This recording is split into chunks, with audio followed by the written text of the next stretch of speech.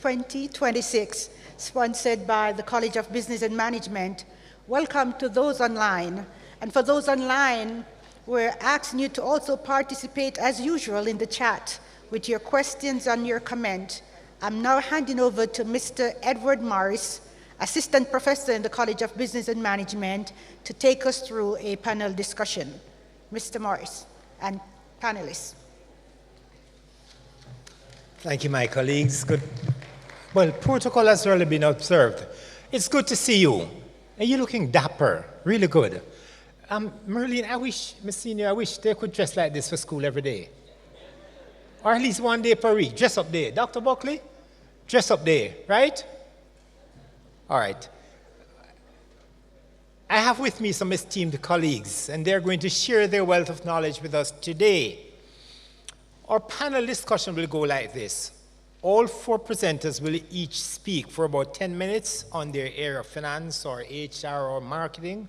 When all four are finished, we'll sit there, we'll have a panel discussion, and we'll incorporate your questions as well. So if, for instance, there's a gentleman from marketing, you want to ask him about marketing trends, or the lady from HR, what's happening with employment and salaries? I'm going to invite you to throw your questions at them. So we'll run for each speaker will speak for about 10 minutes, and then we have a panel discussion. So ladies and gentlemen, it gives me great pleasure to present to you Mrs. Nadine Salmon. Mrs. Nadine Salmon is an experienced and dedicated HR professional with over a decade in talent development, employee relations, and HR strategy. As HR manager at the Central Jamaica Conference of Seventh-day Adventists, she seeks to foster a positive, inclusive workplace culture. Before joining the Central Jamaica Conference, Mrs. Salmon served as Associate HR Director right here at Northern Caribbean University. She assisted in developing HR policies and initiatives and building engagement amongst employees. Beyond her leadership qualities, she's also an educator. She works with the Archers NSTA as a part-time lecturer, facilitator. Mrs. Salmon holds a Master of Science degree in HR Development from the University of the West Indies, and I'm proud to say that she's also a past student right here at NCU in the HR program. So she's very much a daughter of the soil, right? And I probably should add that I taught her once. Yes, I taught her once, right? Outside of her work, Nadine is the Seventh-day Adventist at heart, a Christian, dedicated Christian with a family, married with 2 children, and she enjoys balancing her career and her work life and her family life. We welcome Mrs. Nadine Salmon as she talks about HR. Let's welcome her, please.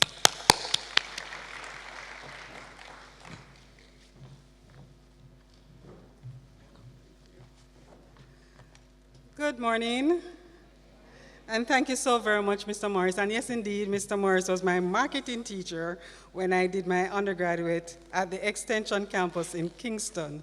Thank you so very much for having me this morning to be part of your Current Trends Symposium. What a lovely experience this is. You know, I'm looking down in the audience and I see so many wonderful faces. I was so happy to have seen and heard from Mrs. Street Forest. Thank you so very much for your presentation this morning, Mrs. Street Forest. Indeed, God is good to us, isn't he? Yes. You know, when Mrs. Street Forest was talking, I was so tempted so many times to say amen during her presentation because it resonated so much with me, right? I mean, the topic I think that you have selected is such an awesome topic, the cultural shift, not copying, reshaping. Isn't that a wonderful posture to take at this time in our experience, a time when there are so many things that are surrounding us, so many things that we believe is the authentic it, you know? So many things that we believe is how things are to operate. But is it? So in my hand is the Global Best Practices book. It tells you how to hire, how to fire, and how to measure a human being in almost 15 different ways or more. But here's the problem. This book wasn't written for a mother in Portmore who spent 3 hours in traffic this morning, and we know what the nightmarish Portmore traffic can be like. It wasn't written for the young man who considers his godmother more of a parent than anyone else on his birth certificate. HR students, students at large, business students, the world doesn't need more HR managers who can read a handbook. We need architects. What do we need? We need architects who can reshape it. Today, we are moving from copying to creating. Let's talk about the cultural shift. The copy-paste era of human resources is obsolete. In a 2026 landscape dominated by AI and global standardization, the competitive advantage of Jamaican firm lies in contextual intelligence. And I heard that this morning, didn't I? The ability to take global business tools and reshape them to fit the unique, communal, relational, and resilient nature of the Caribbean worker. I'm quite sure many of us would have heard about the Silicon Valley ghost. We have seen it in the LinkedIn posts, beanbags, unlimited PTO, pay time off, and forced happy hours. But when we try to copy-paste Google's culture into a firm in New Kingston, even one in Mandeville, why does it feel like a costume that doesn't fit? Think about it. Beanbags in a Jamaican office? Does that resonate with anybody here? No. Image has become widely recognized symbol of superficial corporate culture, often criticized for prioritizing aesthetic perks over fundamental employee needs.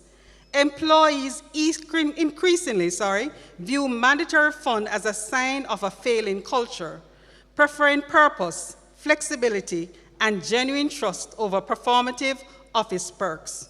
So why are we following best practices that weren't designed for our people? Why are we trying to implement quiet quitting policies when we come from a culture of hustle? We're hustlers. I hear somebody talking about the passive income, right? We are people who are not just known to just sit down in a little 9-to-5 and just get by on that. We try everything to make things work. We are people who are hand and heart of labor at heart. So look at these two images in your mind. One, you have a sterile office space that represents efficiency in a vacuum. The other represents community in reality. As HR professionals, we are often taught that a professional office must look like a sterile space, right? Individualistic, quiet. But our culture is loud, right? Relational, communal. If we try to force a hush-hush culture on a team that thrives on vibes, we don't get productivity. We get resentment.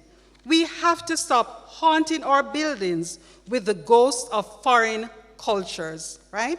Yes, best practices are important, but how does it fit in our culture? AI now tracks productivity. And I mean, as HR students, you talk a lot about various performance metrics and how it is that you manage your employee. But can it track vibe? Copying global HR tech often leads to digital Taylorism, measuring people like machines. What is digital Taylorism? It's a contemporary management philosophy that applies early 20th century scientific management principles, standardization, efficiency, and worker monitoring to the modern digital workplace. It uses technologies such as AI and algorithms to monitor, measure, and optimize worker output, frequently treating human workers like machines or objects to be controlled. In 2026, AI can tell you exactly how many keystrokes a worker made. But can AI tell you why your top sales agent is suddenly underperforming? Can it? It might be because our partner draw didn't come true. And she needed the money to go pay for the school fee for her daughter to go sit exam a couple weeks from now, don't it? Right? In a copy-paste HR model, you just fire the low performer. In a reshaped model, you intervene with humanity. Imagine it's 2026. Your HR dashboard flashes red for employee number 402. This is Sasha Gay, traditionally your top-tier agent. The AI reports a 22% drop in keystrokes and an 8-minute increase in idle time. A copy-paste HR manager looks at those stats and sees a machine with a broken part. They issue a warning based on the standard efficiency protocol. But a reshaped HR architect walks over to Sasha Gay. They realize that AI missed the truth. Sasha Gay isn't lazy. She's terrified because the partner draw didn't come true and their child's tuition is due tomorrow. So digital Taylorism can tell you what is happening, but it can never tell you why. Use the data to stop the dip, but use your heart to fix the problem. Don't let your software turn your people into barcodes. If your HR strategy is just a PDF you downloaded from a SHRM template, you aren't an HR manager, you're just a file clerk. Reshaping means taking those global compliance standards and infusing them with local emotional intelligence. We're Jamaican people, we care for each other. But we're not fighting the algorithm. What we're doing is to out-human it. We're putting love in it, and that's how we make the shift. So let's look at reshaping this whole HR business into the village policy. By a show of hands, let me see how many of you have a second mother or auntie who isn't actually a blood relative. Let me see the hands. See them there? Going up, right? That is the village your HR manual does not know exists. And that is why we must reshape it. Let's use the bereavement policy as an example. Most handbooks says 3 days for immediate family members. You get to attend the funeral service, right? And to care for that family member while you're going through the grieving process. But who is immediate? In Jamaica, the auntie down the road might have been the one who put you through university, right? The grandmother, the neighbor, right? The second cousin, who is not considered to be blood relative. If she passes and HR says, sorry, she's not a blood parent, get back to work. What happens? You have just lost that employee's loyalty forever. Reshaping HR means recognizing the village. It means acknowledging that our family trees have deep, unconventional roots. When you present this to your CEO, when you develop this revised village policy, don't just say, we want to give more time off. Explain the return on investment. So the policy reduces presenteeism, where the body is at the desk, but the mind is at the morgue. The truth is, if you force a worker to come in the day after them granny pass, the worker is just going to sit down and look through the window. Give them the time to go handle the business, and you see that they are able to recognize that you care for them, right? They recognize that this is a company that looks out for their best interests. According to Bloor, social exchange theory, it suggests that when organizations provide socio-emotional rewards, like respecting the Jamaican village, it creates a diffuse obligation in the employee to reciprocate with loyalty and extra effort. When an employer recognizes an employee's personal values, like family obligations, the employee feels a diffuse obligation to go above and beyond for the company. Globally, HR is becoming transactional. In Jamaica, it's relational. In Jamaica, we don't just work for a paycheck, we work for a person. So instead of copying a wellness program from a cold climate, why don't we reshape our benefits to support the sandwich generation, the workers taking care of both their children and their aging parents at home? So let us look now, as we wrap up, how we reshape this economy. And we're going to look at it from feedback perspective and how we sweeten that pot. So global HR loves radical candor. Just say it like it is. But try that in Jamaica. And what would happen? Exactly. You don't see the person turn up next day, don't it? Because we have options, don't it? So we have to sweeten the pot, right? So we are a respect culture. You have to season the feedback. You start with the value they bring, and then you address the slackness, right? And you end with a vision of who they can become. You're not being soft, you're being effective. You're using the seasoning to make the correction digestible. So picture this.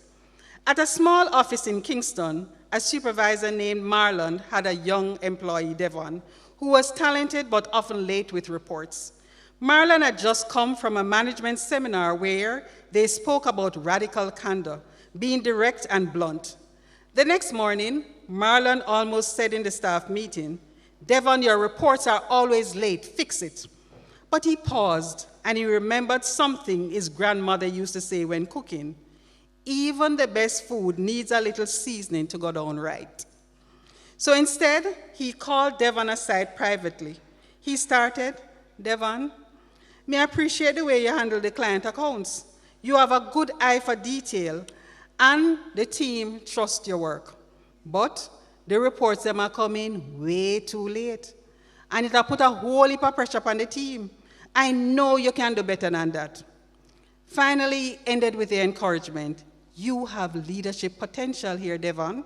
Let's try and fix the timing so that people can fully depend upon your work." How do you think Devon feels? Huh? Would you take that much better? Exactly. So Devon didn't feel attacked. Instead, he felt respected, and the reports started arriving on time. In Jamaica, effective feedback isn't just about being honest. It's about respectfully seasoning the message so the correction can be received and acted on. So reshaping also means creating a safe space for upward feedback. If the culture is respect, the manager must also respect the employee's voice. So let's look a little at the hustle economy and flexibility. So traffic on Spanish Town Road or the Constant Spring Crawl isn't just a nuisance, it's a drain on our company's bottom line. A copy-paste HR manager says 95 or you're late. A reshaped HR leader looks at the hustle economy. We know our people have side gigs and intense family lives. Instead of fighting it, reshape the work. Measure the output, not the hours spent in a seat. If the work is done by 2 p.m., why force them to sit in the AC until 5 p.m.? And I know a lot of things are going through our mind as we think about that. But if a worker can finish the work in 4 hours, why keep them there for 8 hours? A rested, grateful employee with a stable side hustle is more loyal than a frustrated one trapped in an office doing nothing and perhaps not earning enough to pay the bills. And we can talk about that a little bit more. So in wrapping up, university students, your degree gives you the theory, but your culture gives you the power. Don't be a carbon copy of a North American textbook. Write your own, and I heard Mrs. Streetforest saying that. Be a contextual architect. Take the global standards, infuse them with local love, and reshape the Jamaican workplace into something the rest of the world will want to copy. The shift isn't coming. It's here. How will you build it? Theory is a skeleton, but culture is the soul. Go out and build a workplace that looks like us Jamaicans.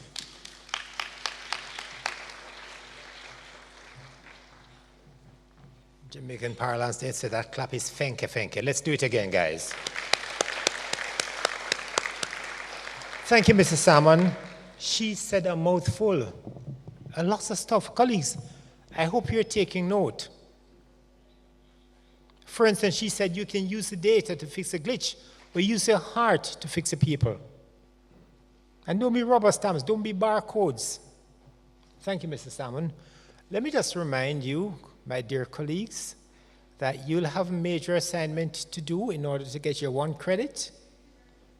And this major assignment will span about 20 pages. And it will be comprised of stuff that you learn here today from Mrs. Salmon and Ms. Salesman and Ms. Street Forest and all the others. So I hope you're listening and writing. And of course, your own research. This afternoon before you leave, we'll post the assignment online so you can see it. But the good news is that you'll have until the end of April to present it, which probably is a bad thing. We'll say more. I present to you our next speaker, Yannick Salesman. Yannick Salesman is a master trainer, a tourism consultant, and CEO of Tourism Booster Online. It's a digital-first tourism product training and development consultancy that is trying to develop and transform tourism across the Caribbean. Ms. Salesman has 15 years' experience in tourism and hospitality. She's an approved training partner with TPD. Anybody knows what that means? What's that? Tourism Product Development Company. Thank you, great. She also has a trainer of a trainer certificate from Heart NSTA.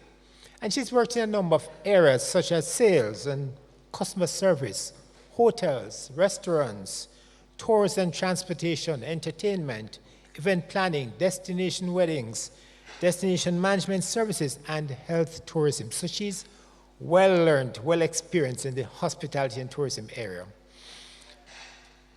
Ms. Salesman TBO, as a Tourism Booster Online, her vision is to become the #1 tourism development entity in the Caribbean. I heard Ms. Street Forest talk about thinking big. She aims to become the #1 tourism development entity in the Caribbean in the next 5 years. So that's dreaming big and thinking big. And she wants to do this through education, consultancy, digital transformation, innovation, and operational excellence. To talk with us today about hospitality and tourism, help me welcome Ms. Yannick Salesman.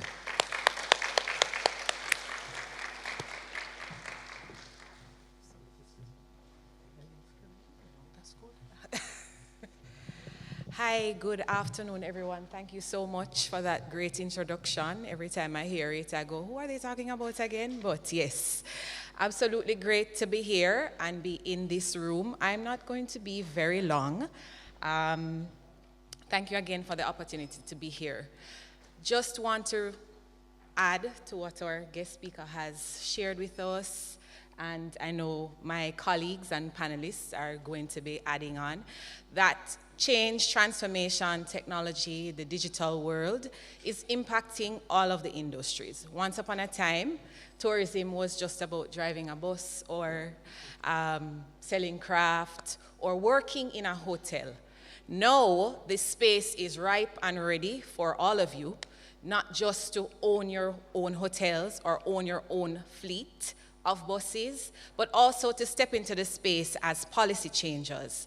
Believe it or not, in 2026, the tourism industry is still being guided by laws, rules, and regulations that were designed in 1955. We are in 2026, where we are operating with lots and lots and lots of technology.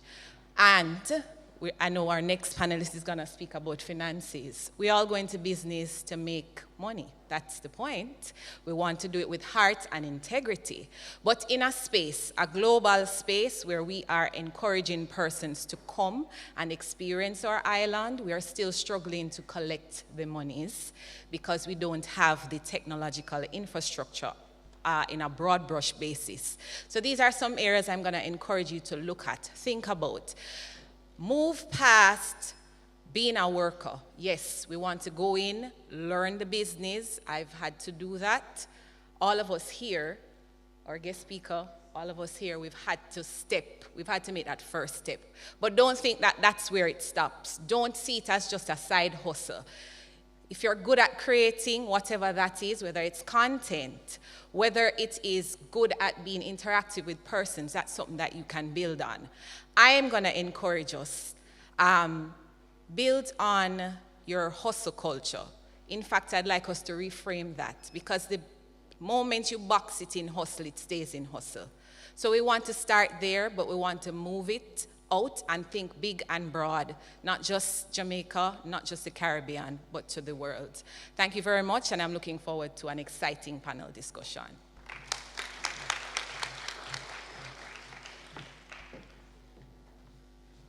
That's what I call short and to the point. Thank you, Ms. Salesman. You are invited to write your questions for the panelists, so when they gather here, you can ask your questions. Thank you. Mrs. Maxine Cohen, my colleague. Mrs. Cohen is a financial expert with over 37 years' experience in banking. That's a long time. She has skills in product development, risk management, lending at both the personal and corporate levels, debt management, delinquency control, and she's worked extensively with small and medium enterprises. Her leadership in financial institutions spans over 20 years. She has worked at NCB, where she served as branch manager at several branches, and she has worked with the Exim Bank, where she served as general manager for trade and commercial lending. Mrs. Cohen holds an MBA degree in finance, and she's currently pursuing the PhD degree in leadership and education at Northern Caribbean University. She also holds a certificate in project management from the University of the West Indies, and she's also a certified professional secretary. Mrs. Cohen is passionate about what she does. She's an avid reader. She reads a lot, which is a great skill to take up. She's married with 3 children, 2 of whom are adults.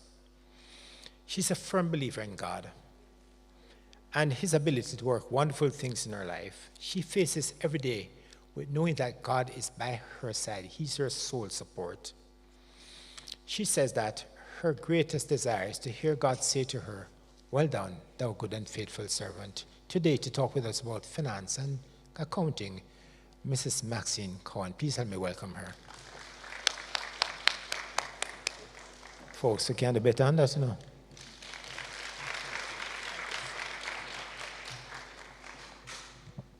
Thank you, sir.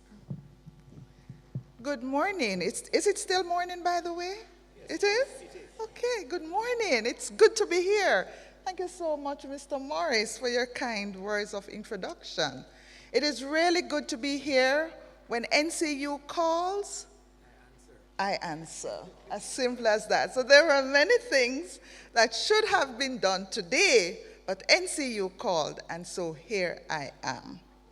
Now, I am really very pleased. When I walked through the door, I was wondering if I were at the Pegasus or I was somewhere else, because this is really great. I mean, this is a real conference, and I'm really very happy that it is reflecting just that.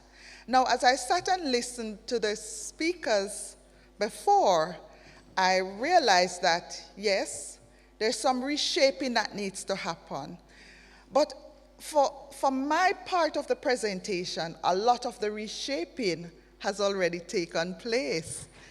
And so, as I look at the current trends in finance, I can't help but remember way back in 1989, on the 3rd of January, when I walked through the doors of NCB. I'm done in a different color now, though. I'm done in the red color now. And I remember that banking didn't look anything like now. So allow me to make that contrast for you. There were long lines in the banking hall because that was the way you put money in and that was the way you took money out. Excepting, of course, for a few others, usually business persons. So they had checking account privileges. And I am deliberately using the word privilege because then to have a checking account was a privilege. Your character and your track record were what mattered most. The bank manager had to know you and believe that you would repay a loan for you to get a loan. Branch operations were centralized, and bank managers made decisions on the ground. So you could walk in, Mr. Evans, and you could request a loan. The bank manager in her office or his office would write you a check, which would then go down to the teller, and the check is encashed. You walk out with your money. Now, over the last 36 years, as I said earlier, the banking landscape has changed dramatically. So these are now the days of mobile apps, notification, or a tap of a phone or instrument. So this shift captures the reality of modern retail banking, an industry that is rapidly evolving, yet is still anchored in trust, security, and human relationships. So today I will briefly discuss the current trends and key issues in retail banking and why these changes matter, not only to banks, but to customers, to regulators, and future professionals like yourselves. So the first trend is in digital transformation. So one of the most significant trends in retail banking is the shift toward digital-first services. Mobile banking apps, online account opening, cashless payments have become the norm rather than the exception. So customers now expect speed, they expect convenience, and they expect 24 hours access to financial services. This trend is most impactful because it fundamentally changes how customers interact with banks. It affects cost and cost structures, customer expectations, competitions from fintechs, and even employment in the sector. So unlike other trends, digitalization influences every aspect of retail banking, from onboarding and payments to credit decisions and customer service. Digitalization has led to the rise of fintech companies and digital-only banks. Do we know what fintech companies are? Anybody? There's a prize. Nobody? All right, that's cool. We'll talk about it. You don't know yet, but in a little while you'll know, right? Agreed? Good. So they challenge traditional banks by offering simpler products, lower fees, faster onboarding. As a result, traditional banks have been forced to innovate to remain competitive. Now, fintech is a short for financial technology. And these are companies that are technology-driven, that offer specialized digital financial services, often faster and cheaper than traditional banks. They leverage AI, blockchain, and you can write down all those fancy words because you can go look it up yourselves and learn a little more about it. So they leverage AI, blockchain, and mobile apps to provide services like digital payments, robo-advisory, peer-to-peer lending, and neobanking, redefining customer expectations and financial service delivery. Now, these are some fintech companies. When you think globally, here are some fintech companies. And of course, you can read more into who these companies are, what they do, etc. Now, Visa, I'm sure all of you know Visa, but you probably didn't realize that that's a fintech company. So there's Visa, there's Tencent, there's MasterCard, Intuit, and Fiserv. Now, in Jamaica, we also have fintech companies. And these are companies like Lynx. And Lynx is fairly new on the market. They came on in 2021. You have Alliance Payment Services. You have MyCash, Canopy Insurance, and there's Barita Investment. Now, remember what I told you about a fintech company. They make payments faster, do a lot of things online, etc. And I am sure there are so many more, but that is your homework. So while technology improves efficiency, it also introduces new challenges, particularly around security and trust. Now, the second trend is data personalization and customer experience. So another key trend is the use of data and artificial intelligence to personalize personal banking services. Banks now analyze customer behavior to offer tailored loans, saving products, and financial advice. Now, this allows customers to receive solutions that better fit their needs. On the other hand, however, it raises concerns about data privacy, ethical use of information, and consent. Now, the important issue for retail banking is how can banks use data responsibly while maintaining customer confidence? The next trend is financial inclusion and access to banking. Retail banking also plays a crucial role in financial inclusions. Digital platforms have made it easier to reach unbanked and underbanked populations, including young people, small business owners, and individuals in rural areas.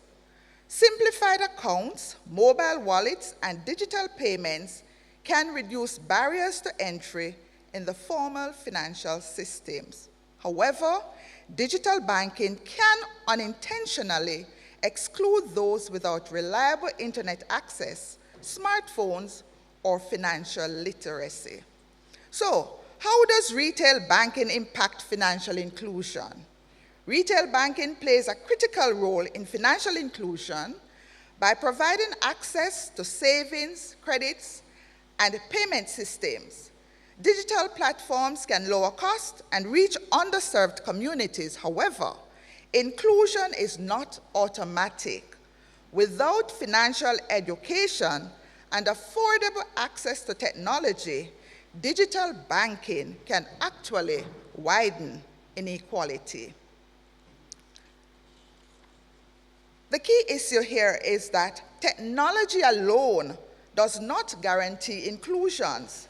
Education and accessibility are equally important.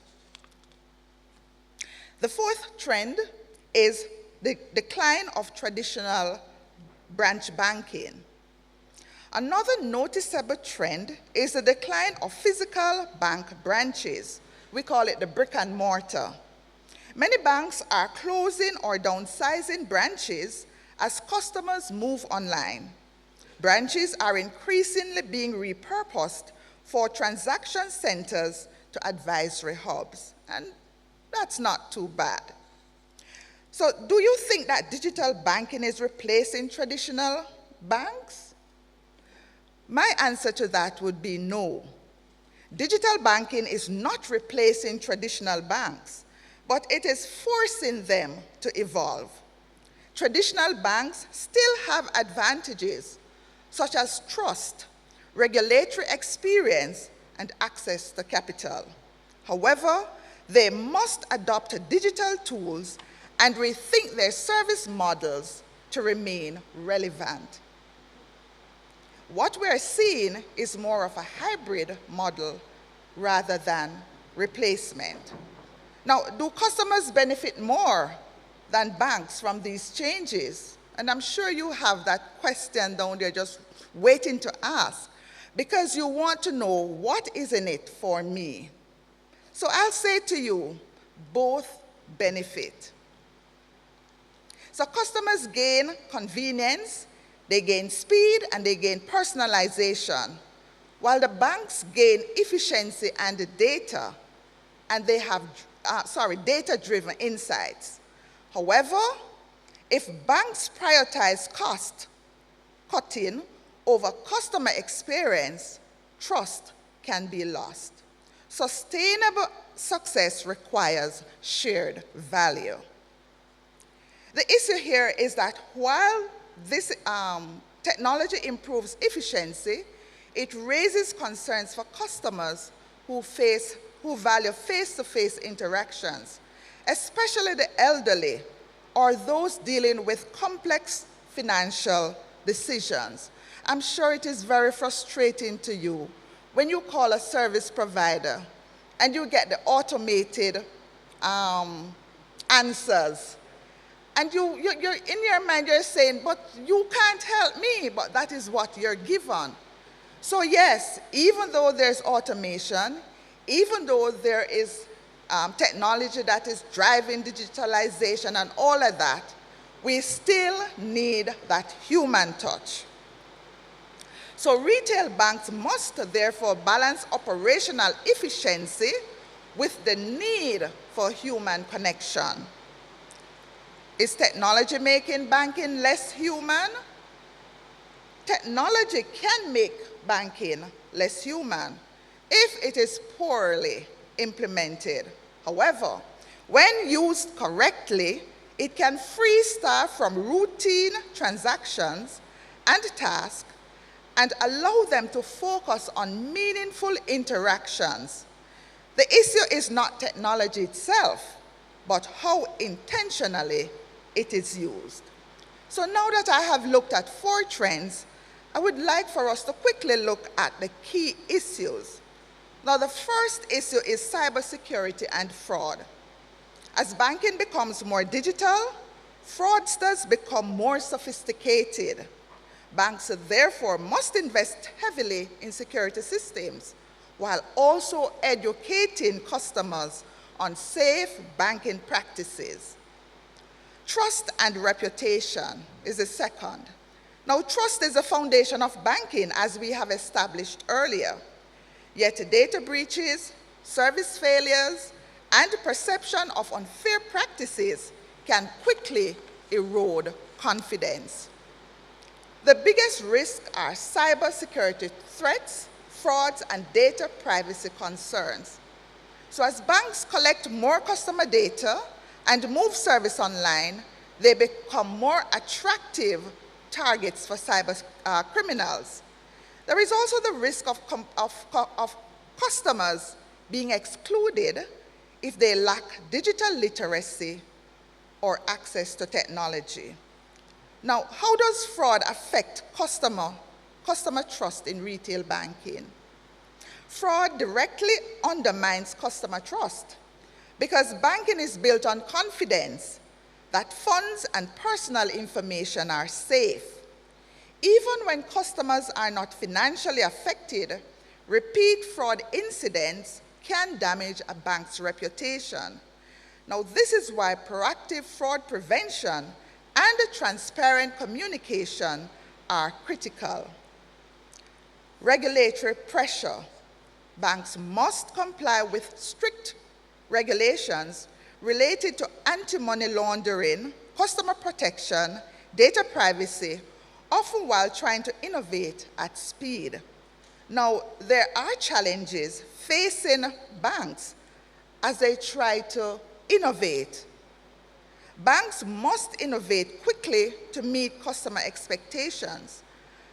but they also operate in a highly regulated environment designed to protect consumers and the financial system. Now, this creates tension as compliance can slow innovation. Successful banks are those that embed compliance into their digital strategies rather than treating it as an obstacle. Now, there's also issue of workforce transformation. Automation is changing traditional banking roles, creating demand for new skills such as data analysis, digital sales, and customer experience management. As banking professionals, we are challenging the Northern Caribbean University to ensure that students receive these kinds of training, if not as majors, then certainly even as minors in their courses of studies. Now, what skills will future banking professionals need? As I said earlier, future professionals will need a combination of digital skills, analytical skills, and strong interpersonal abilities. While automation handles routine tasks, human skills such as problem solving, relationship management, and ethical judgment will become more valuable. Now, in closing, the question is banking at a crossroad? Retail banking is certainly at a crossroads. Technology is shaping how banks operate and how customers engage, offering unprecedented convenience and efficiency. However, these benefits come with serious responsibilities. The future success of retail banking will depend not just on innovation, but how well banks balance technology with trust, efficiency, empathy, and growth with inclusion. As students, future professionals, and consumers, we must ask ourselves, what kind of banking system do we want to support? One driven purely by technology, or one that places people at the center of progress? Thank you.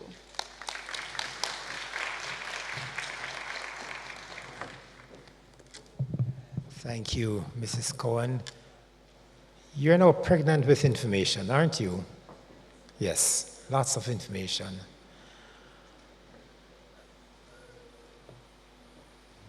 We are going to take my friend, Mr. Michael Stewart.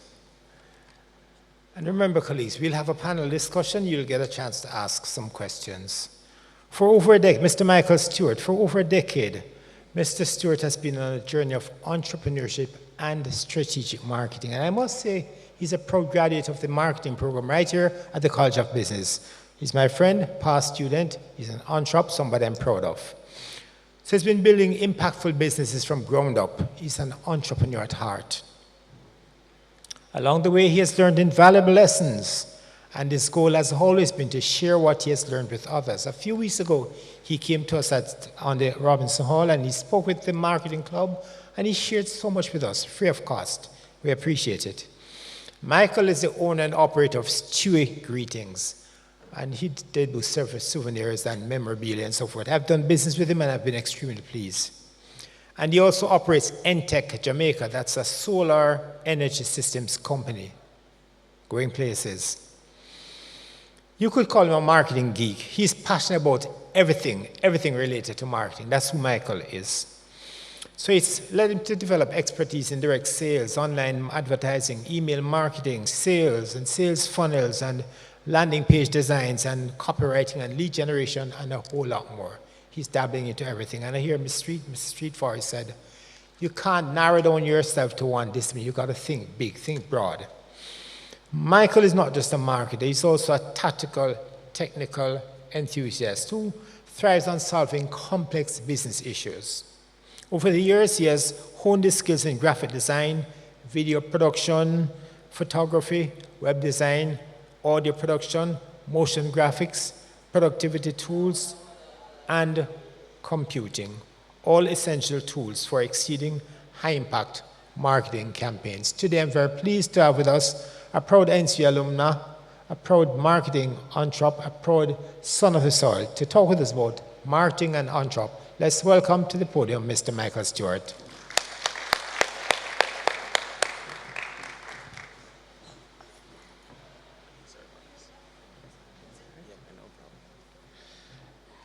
Yes, good afternoon, everyone. Good morning, it's still morning. Yes, how are we doing? How are we doing? What happened to you guys? You hungry? Oh, good. All right, so I don't have a lot of time, so my goal is to quickly share some stuff with you guys, and then hopefully during our panel discussion, I guess, and Q&A session, we can maybe flesh out some things some more. Is that okay? Is that okay? Now, raise your hand if you're a marketing student here. Yeah, man, the best persons are here. Raise your hands. I'm not excluding everybody. I'm just giving a little trouble. We all are business people here, so happy to see you guys here. So in this very short presentation, I want to just touch some of the marketing trends that's happening right now that has already started and, is expected to continue going forward into 2026. And so on. Raise your hands if you're a marketing student again. A little higher so I can see. So where are the marketing students? HR? Accounting? Okay, so the department has evolved, Sir Morris. All right, so anyways, we don't have a lot of time, so we are just going to jump straight into it. And when I was thinking about this presentation, I was thinking about the whole idea of evolve or get left behind. Does that make sense in this day and age? How does that sound? Evolve or get left behind. And while I was thinking about that, I was just thinking about just how things are changing on a rapid. And if you don't move with things, then the truth is your skills might simply become obsolete, might simply be replaced by so many things that's taking place right now. All right, so, but I'm a marketer and I'm going to share specifically on marketing stuff, which is still applicable to our HR friends, our accounting friends, our, all the other business disciplines. All right. So one of the first trends that I'm identifying is this increased, this is not cordless, so I'll have to stay right here, right? But I'm more comfortable moving. But one of the first things that I identify is just that increased need for personal branding. Anybody familiar with that term, personal branding? Raise your hand if you're familiar with it. So personal branding is all about putting yourself out there, that human touch to business. Gone are the days when companies could actually just create a nice logo design, have their branding colors, have this nice massive building, and then everybody just see that and just trust it. It's no longer like that. People want to see, customers want to see who is behind the brands right now. Anybody agree? People want to know that they're actual human beings behind the brands. So as such, there's an increased requirement from brands to make content. See, with your photography stuff going on there, I figure that you probably do a little bit of videoing as well, right? And the media department. So marketers are required to know more about your Canon, your ISO, your shutter speed, everything, the different things involved in video and content creation, because it is required. People want to see that, okay, there's a company called Entech, which is a solar company that I have. They want to know that there's a real person behind it. Especially, and I think my dear friend mentioned it just now, especially given that we are living in an age where AI is increasing in terms of content creation as well. So there's a trust deficit, so to speak, where people are seeing so much AI content that they no longer trust things. They really yearn and desire to hear the stories of a real human being and to see a human face and to see the imperfections of a human being, right? Just the mistakes in how you talk. You probably hear me say some grammatical errors up here, but it adds to the authenticity of a brand. and of a company. And people trust that because nobody is perfect, right? Therefore, people want to connect with that. So, if you're a marketing student, become familiar with camera gear. Become comfortable speaking in front of a camera. Become comfortable representing your brand. Know your content so that you can speak freely about it. Know the products that you're selling, right? And be able to tell stories in ways that captivate an audience and really build what? Connection. Does that make sense? Make sense? All right. So that's one of the biggest trends right now in marketing, content creation. And where do we put content? Tell me, where we put content? Where? Social media, like where? Talk to me now. Instagram, where else? Where else? TikTok, where? Where? Where? Snapchat. Snapchat is still going on? I never knew that. Sorry. High five. Anybody here know high five? MySpace. Yeah, man. That started the trend. But anyways, it is very important to have a presence there, even if you have a multi-million-dollar company. Remember, Facebook, Instagram, many of those companies, Tesla, Amazon, right? We are now seeing the CEOs coming on cameras addressing different things on the platform. We're seeing Zuckerberg. Who is Zuckerberg? Mark Zuckerberg, owner of Facebook, right? Coming in front of the cameras, addressing different things, speaking to the audience. The CEO of Instagram a lot of the time. What's his name again? Anybody remember his name? I don't remember his name. And also the Apple guy. We're Apple fans, right? Some of us. Yes, some of us are Apple fans. They are coming in front of the camera, speaking to the people. Back in the day, all you need to see is just that Apple logo. And everything sails us through the roof. But people want to build connection more and more, right? So personal branding is very, very important. My phone is ringing, so I'm going to just try to put this on. All right? So having said that, there is no doubt that AI is coming. Or is it already here? Yeah, man. AI is already here. And especially as marketing professionals, and really and truly, I'm going to broaden this a little bit more. Any profession that involves going onto a computer is potentially replaceable by AI. And of course, this may spark a little controversy, and maybe some persons have mixed feelings towards that, and maybe it's something that we just don't want to hear. But it is the truth. AI, any profession that requires going on a computer, it is potentially replaceable by AI. The other day I had a photo. Let me tell you a real quick thing. The other day I had a photo, and the quality of the photo was not good, and my team wanted to create a sign for a customer, right? The photo was not, not high quality and all of that, and that the customer sent to us. I know what we did. We got that low quality photo, we put that in ChatGPT, and because of my photography knowledge and technical skills, I could say, hey, I wanted to give this photo 3-point lighting, right? I wanted to have a nice key light, I want to have a nice fill light, I wanted to drop a hair light. Any photographers in the house? Where are the photographers? All right, I wanted to have a nice hair light. I wanted to add some color grading on it. I wanted to give it a little orange in the highlight area and a little teal in the shadow areas. And I wanted to give it a lot of dynamic range. So I want everything to be visible. And I wanted to analyze the photo and ensure that all the areas of it that is out of focus be nice and sharp, and I also wanted to give it a nice shallow depth of field, a nice blurry background. We call that what? Bokeh. Anybody familiar with that term? Bokeh. Nice blurry background. And when I saw that photo, you would think that that photo was taken by a professional photographer. And I also definitely told it to not change the features of the person, because AI likes to do that. You put your photo in it and you see almost a little different person, right? I was so shocked. It was my first time doing that.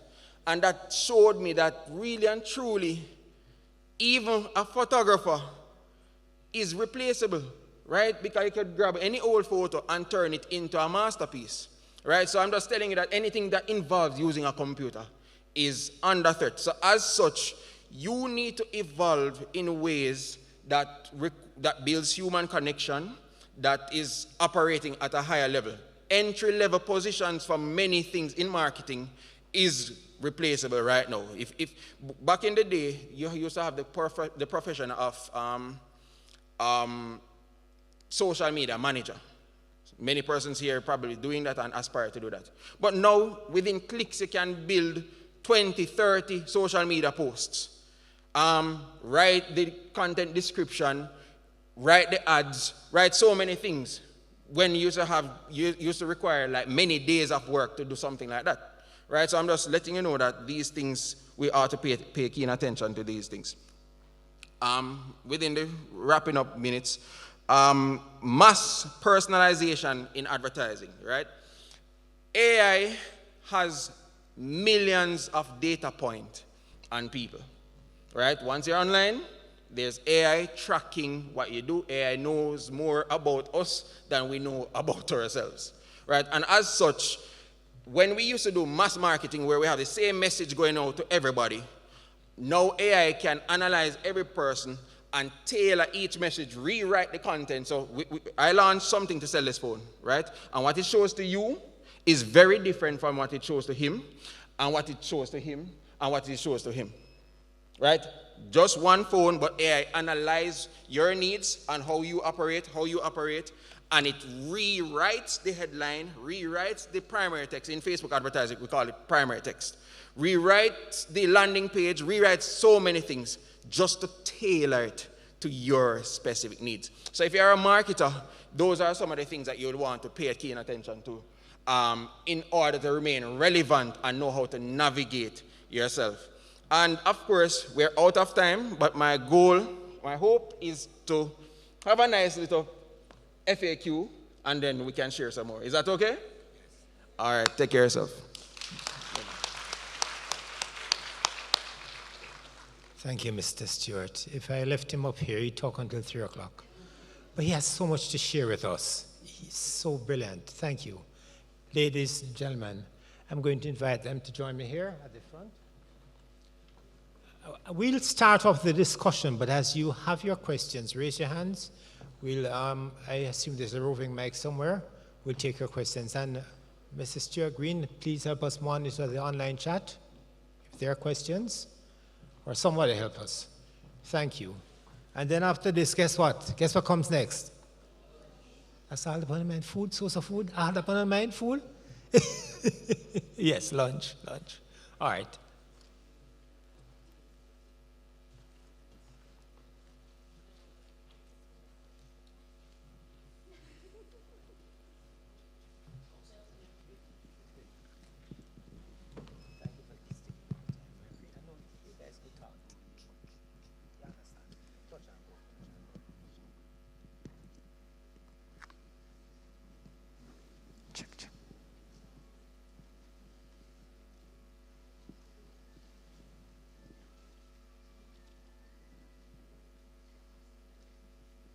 Welcome to our panel discussion.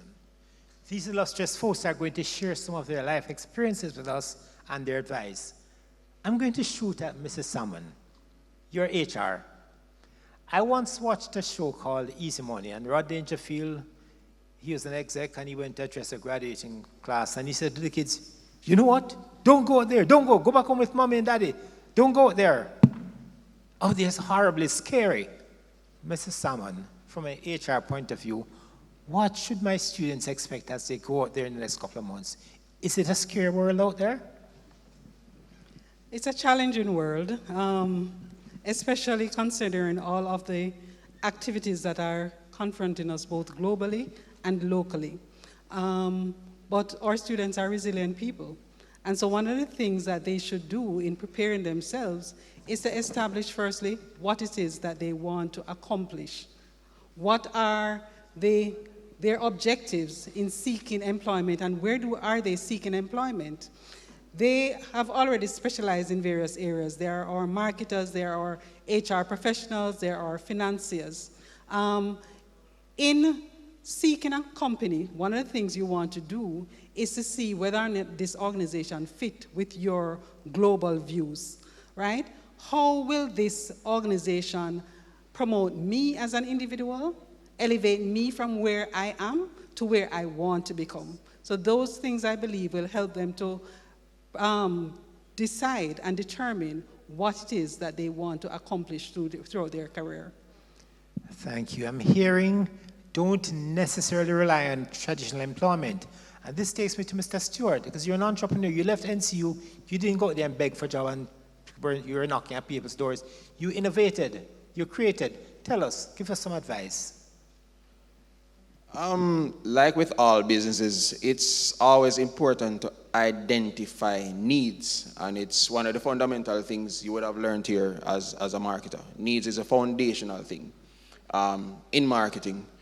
So it's really about identifying where a gap is in the marketplace, and see if you can fill that gap. Really, I don't really want to overcomplicate it because it's not so complex. It's really about identifying what people want. That's a foundational thing in business, and then see if you can come up with an offer, a service, a product that can satisfy that need. And that's what I really did. I realized that there was some things out there that needs satisfying, and I created offers to satisfy it. That's all good and well, but if students don't have this creative knack, I'm going to ask one of you ladies, how do you build creativity? Mrs. Cohen or Miss Salesman, or anyone, how do you build creativity? If we don't have that natural creative talent, what do we do? Well, I would say that, we're looking for what we like to do. We're not always lucky in getting what we want, but one thing you can do is to start with something, and then it can evolve into what you probably want to do. Now, research. It is easy to research now because information is at your fingertip. So do a lot of research around different areas and just to see if it piques your interest. If it does, then you can develop on it. And although I'm not the HR practitioner here, you might leave university with a degree in something, marketing. But you'll find that by the time you exit the gates of NCU, you don't feel like it anymore. Now you don't have that opportunity to go back. Your parents not going to pay for a second degree. But you can use what you know in marketing to even enter the finance world. Then you might find that when you enter finance, then you see that there are so many different areas that might even come close to marketing. Just to tell you a little personal story. So when I was growing up, I definitely wanted to be a teacher. And then I wanted to become a medical doctor. As I left high school, I was sure that I wanted to become a medical doctor. But of course, my parents couldn't afford. So I thought I'd take a job in banking and just save some money to go to university. But we all know how that goes. Once I was in banking, I knew that was my best fit. And here I am, 37 years later, still wanting to teach, but I get the opportunity to teach in banking. Excellent. I like that. I like that. Ms. Salesman, is there money in hospitality? Look, let me just back up. I read an article a few days ago in the newspaper, I think it was a Jamaica Star, maybe on Friday, a young man who has a degree in engineering. He was making $250,000 per month. He left it and went into scamming. It's online because the $250 wasn't cutting it. So he now makes between $2 to $6 million per month. Maybe he's lying. He said that he can't wait and look up pittance, small money. He's going where the money is. Ms. Salesman, is there money in hospitality, tourism? Go ahead. Absolutely. Tourism and hospitality. One of the things we want to look at, we tend to think hospitality, and so we think food and beverage and restaurants and hotels. But then there's also the tourism aspect of it, which is the management of it. And we are now living in a space where our Government is now providing resources and putting in programs to encourage persons to go into entrepreneurship. Mr. Stewart, love this for you. And what I'm saying is, well, I was alluding to it in the presentation earlier, is that stop thinking of it as just a space to sell your crochet bathing suits, or a space where you can make candles, or I always get passionate. Even yesterday I saw this in Maypen. Black Jamaican castor oil on our Jamaican shelves, made in the United States of America. I kid you not. All right? And they are on the shelves in the United States of America as well, but I didn't expect it to see it here. There are a number of opportunities in the finance sector. We see, well, from 1980, was it 89? I was 3 years old at the time, wow. To know what banking looked like. While we're not there yet, we are making strides. We would love to see some improvement, and this is where I'm charging you. Tap into your entrepreneurial abilities. Stop looking at it as, oh, just this little small thing. I worked with a tour and travel company for over 15 years, and they started with one bus. They're as old as Jamaica's independence, and now they are the largest destination management and travel company owned, as in they own all their equipment, big buses, small buses, pay their own drivers, and they started with one bus, one driver. The CEO was the driver, the mechanic, the marketer, the salesperson. So some of us will have to start out as solopreneurs. Is that the word? Yes. But think of it in a way, put the systems in place, but there absolutely is money to be made. We would have seen how many of us know that our tourism minister got the Best Tourism Minister Award recently? Yeah. Any of my tourism students here? Oh, okay. Right. And he has been all over the place, putting our name out there, right? There are just so many opportunities, not just in terms of policy, but on the ground, and the place is ripe. We have the technology, we have the finances, we have the knowledge, and you have people like us who are willing to come here and speak with you and interact with you and share best practices. So absolutely, think about what it is that you want to do. Think about, again, look at the needs. One of the things I want to share before I close, I was just sharing even the concept of what tourism is, who a tourist is, used to be a person who traveled for pleasure. And so if you came for business, it was just business. Nowadays, we now have this recoined term called bleisure travel or bleisure travel. So you come for business, but we want to maybe go to Bob Marley Museum or go see Dunn's River, or even have just a city tour or have a night experience. And so those persons have a short window. And of course, that gives you that opportunity to create that one unique product, as opposed to the person who is coming here from UK and would have wanted to spend a whole entire week. And I'm going to throw this out there for persons on the South Coast. We are ripe for opportunities, but I'll wait for you to ask me the next question to talk about that. Excellent. I'm hearing you say clearly that this takes time, huh? Michael, you didn't make money in the very first year, did you? No, not and at all. You've got to decide to dig in for the long haul. Mr. Street Forest said it. When you invest your money, it's going to take time. The quick riches thing don't really work. I'm going to change the tune a little bit, colleagues. AI, is it friend or foe? Somebody, talk to me. I would want to say AI is friend. I think it's the way you use AI that will determine whether it's friend or foe. So I'm saying it's friend because I'm going to use it in that way. But as Madam Tourism said, we're not going back.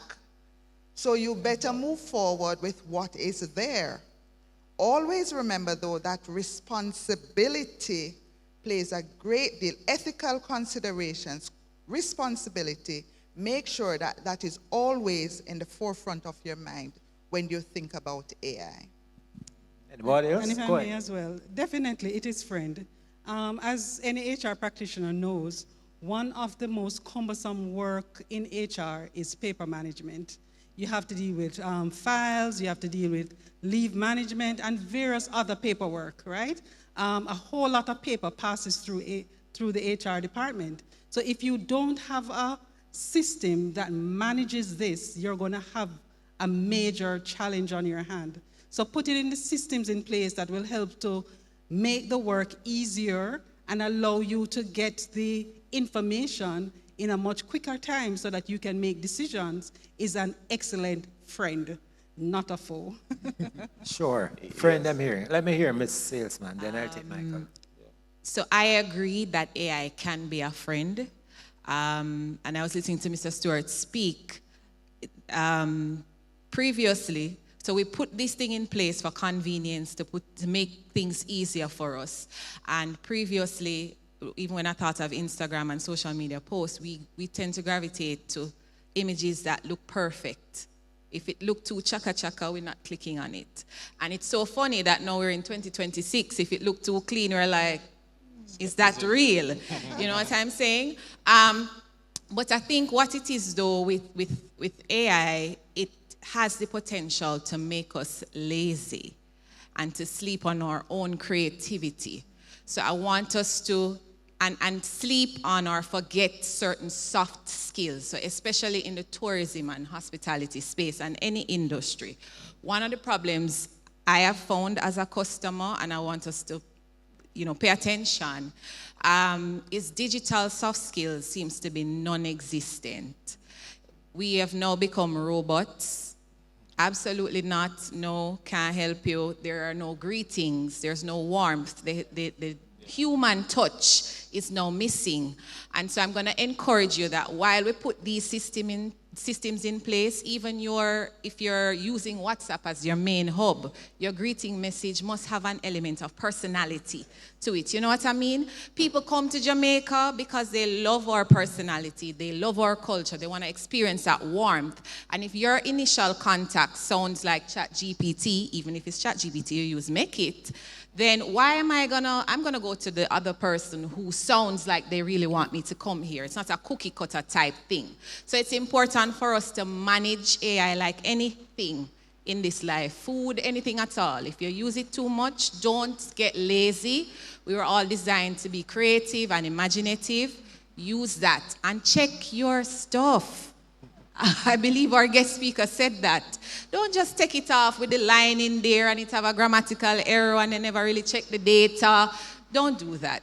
All right? So that's my 2 cents. Thank you. Let me take Dr. Edwards and then Mr. Stewart. Colleagues, remember, if there are questions, just stand, raise your hand, beckon to the technician, and we'll take your question.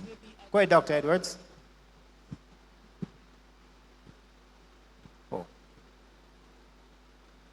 While she's waiting, I have another question for the panel. They are now armed with a degree. In a couple of months, most of them would have gotten their degree. I'm armed, I'm done, I've arrived. Have they arrived? I mean, what next? I've arrived. Let me take you after. That's question for thought. Go ahead. Okay, I just wanted to ask, in the context of completing written assignments, to what extent should the use of AI be tolerated? When they're doing their assignments, how much should they rely on AI? Who wants to answer? Well, in the age of, we all know about plagiarism. You cannot be in university and don't know about plagiarism, and even self-plagiarism. So that's where the ethical considerations come in. And I'm very sure that the university has ways of detecting that you would have used AI. AI can give you broad outlines, but you shouldn't allow, you cannot pull things from the internet and just hand it in. You won't get away with it. But it also gives you ideas. Sometimes you get some slants that you weren't thinking about. So the broad outline is there, but be careful when you're fine-tuning it. Make sure you are in it. Because we have different personalities, we have different perspective. Let that come out in your own writing, and don't rely overly on what is there in AI. Because you're not learning. If you're just copy-pasting, you're not learning. Thank you. So, colleagues, now that they're armed with a degree, what next? Have they arrived? Are they in for any shocks? Anybody wants to? What's happening? I wouldn't say that they have arrived. And, being a past student of the school as well, I really valued what I learned here, but it created a framework for me to learn additional things. So it was the foundation for me to really adapt to what's really going on in the world of work. So yes, I did get some meat here, and without it, then I would not have been able to pivot and adapt to what's really going on in reality, in life. So it's not some of these these students, they're graduating this year. Yes, most of them. Yes, so the next step is really to, this event is called Current Trends. It's all about identifying what's really going on in the world of work, in your field, and applying it, learning about it, relearning about some stuff, and so that you can actually function in this day of working. Thank you. Let me take Ms. Salesman. Go ahead, Ms. Right, because Then we have a question as from the Michael audience. rightly said, the degree is really just a foundation. It really just exposes you to the theory of the work. Yeah. When you get in the organization, you're going to meet with much more experienced persons, persons who would have already acquired a degree 10 years ago. I mean, this is not like 20 years ago when most persons didn't graduate with an undergraduate degree. The market is flooded with individuals who are qualified. So as graduates, one of the things that they would need to understand is that when you go out in the work world, what you're now seeking to do is to build your skills. You're seeking to improve on the foundation of your undergraduate work. Great. Ms. Salesman, and then I'll take the audience. Go ahead, Ms. Salesman. I just want to add that they have just begun. And my colleague here said she wanted to be a teacher. I always never wanted to be a teacher. And here I am, 20 odd years later. And still, in beginning that journey, I said, I'm going to stop going to school. I'm never going to go back to school unless I'm teaching at my own school. I'm here. But what I recognized is I can't do that. How am I going to deliver and stay current and up to date and be knowledgeable and help you grow and develop if I stay at that one level? So we all are going to always have to continuously develop ourselves. And there are going to be moments where we have to pivot, like we all have had to pivot. We're in 2026 now. We don't know what's going to happen in 2027. You just don't know. So never think of graduation as you have arrived.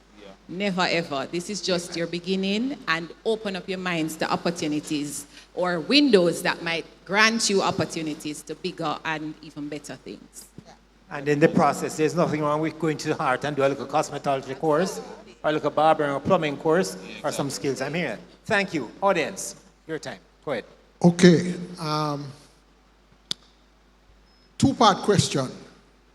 Do you believe that productivity is one of the biggest problems faced by organizations in Jamaica? That's question number one. And the second question is concerning right fit and best fit. Why is it for HR that we constantly put people in positions not suitable for those positions? Why is it that we put a back office person in a front office? Why is it that we put persons who don't smile, who don't like to relate to people at the front desk when they should be in the back of the building? Why is it that we don't keep security, making sure that our security officers, who are the first persons we see when we enter an organization, why is it that we don't have those persons at the front rather than at the back? Okay, Mr. Jones. So those two questions, right fit, best fit, and productivity levels. Who wants to go? Mrs. Salmon, you want to the HR one? I'll answer the second question and then other persons can answer the first. But I agree that productivity measuring productivity to me is perhaps one of the most challenging situations in Jamaica. And being able to realize the objectives of the organization based on whatever targets that have been set is a challenging situation. and largely because there are some infrastructure that is not in place in order to measure productivity that has led to the challenges that we have. And then it perhaps ties nicely into your second question, because the issue of not having the right persons in the seat or the right persons in the job is a major challenge in our organization. But why do we have those situations? A lot of it is driven by not doing proper assessment of your candidates. I think it was rightly said by the guest speaker earlier that when a resume is sent into the organization, that is your first screening method, right? You're able to determine whether or not this individual is most suited for the position. Then, of course, you go through other assessment strategies. And sometimes we fail in that. We fail because of a number of factors, to include there are certain, isms that are going in the organization where I must hire this individual to put into the position. And then, of course, the market is also provides a challenge as well. Because when you don't have adequate persons in the pool, in the labor pool, you're not able to fill the position that you need. So there are a number of factors that causes it. But not because you don't have the right fit doesn't mean that that person cannot be trained up, right? You can employ other systems in order to get the individual, if that person has the acumen and has the ability and the desire in order to meet the expectations of the position. Excellent. And I'll add to that, colleagues, listen up. Productivity is not just a system, it's a mindset. It's a culture. That's why I like to go into JMB, because their culture is love. Very productive organization, excellent. I recommend people to do business with JMB, because their culture is love, productive, it's customer service. So it's not just a system, it's a mindset. What mindset are you going out there with? Before you take that, sorry, go ahead. Before you take that question, and you said it earlier in your presentation. So we talk about productivity, but I remember when COVID was around and we were on lockdown, persons were so productive. I led teams and we had timelines to meet. And the managing director then just couldn't believe it, that the level of supervision that she thought that the employees needed, they really didn't need it. You know what was happening? Persons had a chance to be able to take care of their other needs. Work-life balance. And then to be able to catch up with work even in the nights. So if you're an ethical person, you know you need to put in time. But something happens in the family. There's an emergency, children get sick, all sorts of things, because life is happening as we speak. All right? You find that persons will take that time to do whatever, but they come back and produce and give you what is required. So put people's mind at ease. Show them that you care for them. When they turn up and they say, I can't make it today, I have to take grandma to wherever, allow them. They will give you back the time. So productivity is still happening. You're still productive, but it is the way employers want it. And because employees are not able to give it the way they're asking for it, then it seems like you're not productive. As it relates now to the best fit, the right fit, remember now that you said it, the first screening is when that application comes in. The second screening is after the interview, that 3 months that we call probation. That is when, under the labor laws, you're able to say ta-ta to somebody who really doesn't fit what you're looking for. But my experience has taught me that during those first 3 months, everything is good. You turn up on time, you do what you have to do, everything is good. And then you say, oh wow, this person is now made a permanent employee. You cannot just get up and fire somebody who is a permanent employee. If that person is on contract, you can say ta-ta at the end of the contract. But if it's a permanent employee, it just doesn't happen like that. So this is where now you have to train up and retrain and hope for the best. You're hoping that the person will realize, I'm not giving this organization what this organization needs, so I will leave and take my skills elsewhere. All right, thank you. You wanted to add something? All right, let me take the audience first, please. Go ahead. Okay, thank you very much. So I am intrigued with the issue of AI and using it in our business, right? And as a HR professional, I know that when we use AI, we shouldn't allow it to take over, because then the human touch, that doesn't exist anymore. So the question that I have is, how then can we use AI and have it to be personalized, so there's a balance between having the efficiency of the system, but also not losing the human touch when we're thinking about our employees and dealing with them? So that's my question. The right balance of AI. So you don't delve too much into it. There's a balance between the human side of it, the personality. How do you balance? Who wants to answer that? Oh. Go ahead, Ms. Salesman. Well, I had a question to the previous discussion, but all right. And I think, cannot remember her name, but our finance expert, Mrs. Cowan. She alluded to it earlier. It really, AI is supposed to be thought-provoking, not the end-all wherewithal. It's not your final product. So if you're clueless, you give it a prompt to have it work on your brain. You go through and say, okay, this might make sense, this might not make sense, and then you put your personal touch to it. How you speak, how you want it to sound, the tone that you want it to have. Believe it or not, persons are able to pick up your essays. They're able to pick up whatever it is you've written and say, this was ChatGPT or whatever it is you used to use it, because you did not edit it, you didn't add anything at all to the discussion. The tone, and yes, I am aware there are also some prompts that allow you can actually tell ChatGPT to help you to sound more human. There's that. But it still needs you in it. Those basic English skills, those grammar, the language, the tone, the professionalism that you would have learned, it still needs you in there. So you have to go in, edit, go through it and ensure that it reflects what you look like. Thank you. Go ahead, Mr. Stewart. Yes, I know most mention so far of AI is really speaking about the language models, which is ChatGPT, Gemini, Claude. But the truth is AI is significantly broader than those language models that you would have engaged in a chat format, right? And to answer my dear, where she left?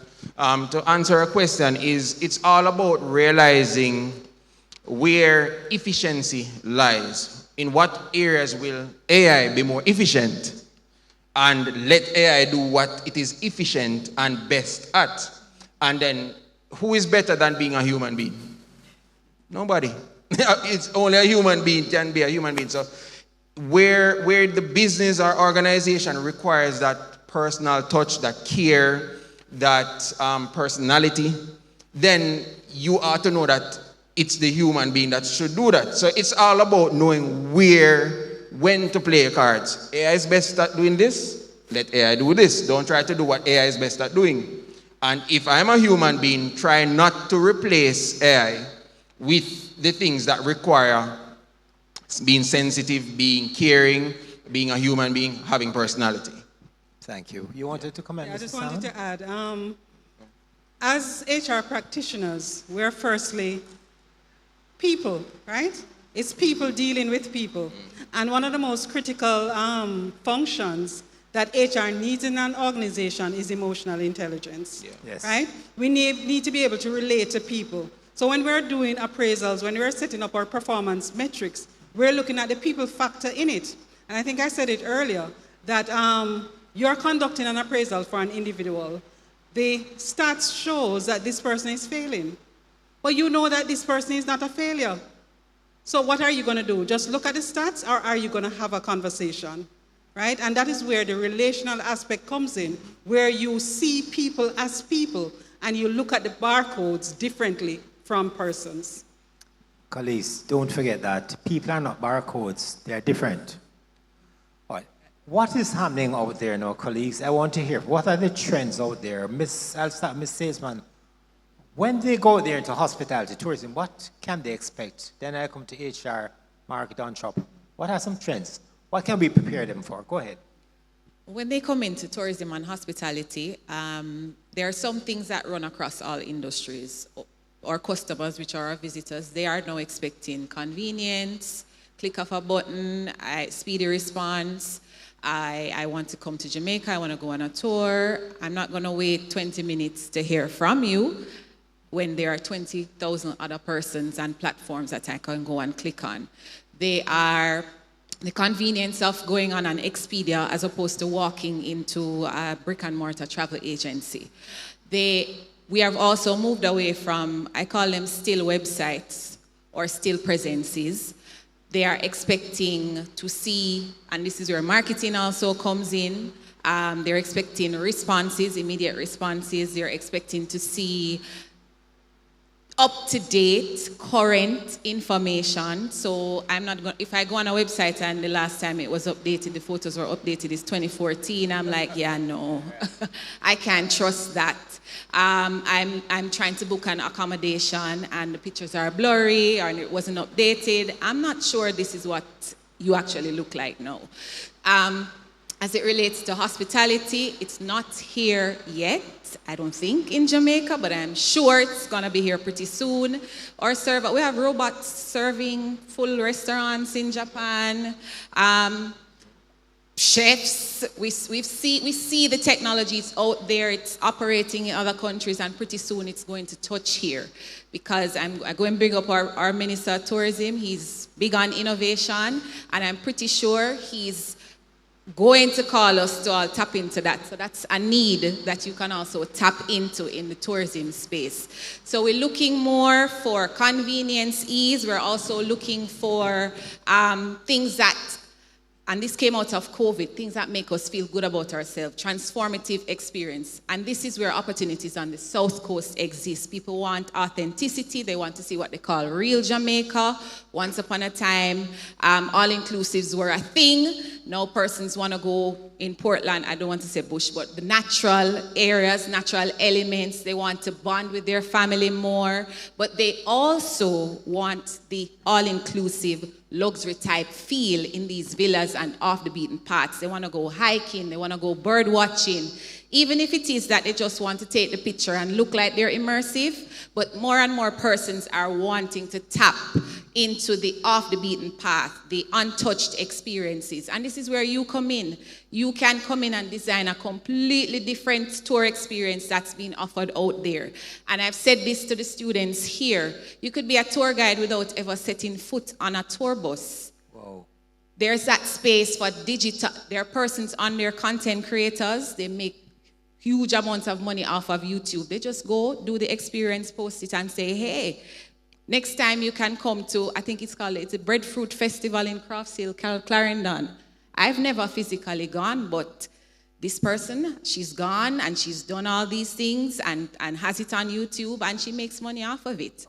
I've coined the term digital tour guide, and I'm pretty sure a year from now, we're all going to be experiencing things like AR and VR tours, and think of even what's going on now with the political wars. Persons might not be able to travel, but they want to have experiences. Okay. That's another area for you to tap into and think about tapping into. You've said a mouthful. Ms. Salmon, what's happening out there? Because we're wrapping up, guys. We've got to do our last comments, so go ahead. Now that HR is at the table, HR is now expected to be the partner to the executive. They are required to assist that organization to achieve whatever targets or objectives that have been established, right? So HR must be able to deliver on efficiency, ensuring that the organization is meeting its targets. And so systems, AI systems that have been built, various AI metrics that are in place in order to provide real-time decision-making solutions are now to be provided by HR. We recognize, too, that one of the trends that has been happening over the last few years is that we are more in a gig economy, where persons are moving from job to job. We no longer have persons who are committed to staying in an organization for 5, 10 years. So they come and they go. And so HR has now to be more responsive to these changes that are happening in the economy, right? There's also the growing trend of professionals who are no longer satisfied in remaining in this fixed 9-to-5 job. I mentioned it earlier, where your work is already completed within 4 hours. How does the organization, how does a company deal with those issues that are now affecting it? And plus, we have various other labor-related issues that continue to plague the market. Well, we should have time to talk about some labor-related issues, personal time off and all those things, but we got to move. Mr. Stewart, what's happening out there? What can they expect when they go there? Well, over the past couple of years, there was a saying that said, attention is the new currency. But in recent times, it's trust is the new currency, right? And so in the space of marketing, customers are going with the brands that they most trust, because it's not a shortage of options anymore. It's a shortage of who is trustworthy, right? So as marketers, when you step out into the field, you can help a brand build trust, then you would have been on the right path to actually helping that organization and building your career in marketing. And as I said in the presentation, and the first point that I made, personal branding is extremely important, especially with generative AI. You can generate a video of a person talking right now, people seeing through it. I got several calls the other day from a company overseas. And even though I'm in the space, it took me a minute before I knew that it was AI. Like a sales agent wanting me to book an appointment with them, right? And it took me a minute. And it's after I asked a few questions. The sales agent was AI. In fact, he even heard the sound of keyboards clicking in the background as if they're in an office space, and you could hear a little ambience noise going on. And I say, wait.